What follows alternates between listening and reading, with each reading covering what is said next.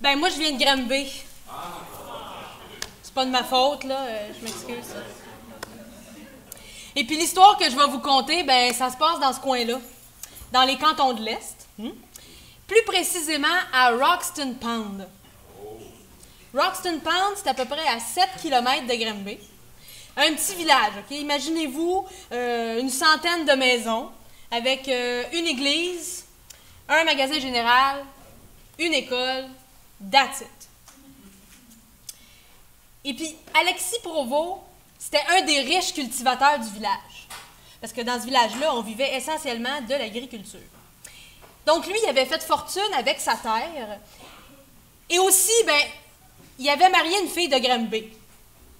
Fait que c'est 60% de sa richesse. Bon. Et donc, ensemble, il y avait eu 2 filles.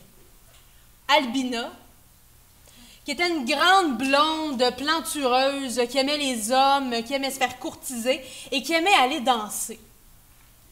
Sa petite sœur, Artémise, était un peu plus réservée, brune, et elle aimait aller à l'école, elle aimait étudier, puis elle n'aimait pas danser.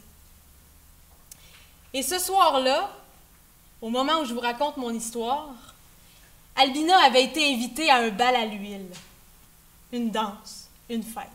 Elle, là, était toute excitée. Fait qu'elle avait commencé à se préparer à partir de midi, à se mettre les bigoudis, se friser les cheveux, se maquiller, se pomponner, se parfumer, se mettre sa plus belle robe avec des petites manches courtes, un beau petit décolleté juste assez, une longueur acceptable et des beaux petits talons hauts.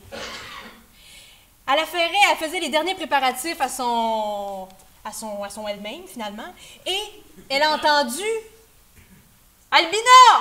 Albina, viens-t'en, on va être en retard à la fête! » C'était Hector qui l'appelait, son fiancé, parce que j'ai oublié de vous dire qu'elle était fiancée à Hector. En fait, elle était promise à lui.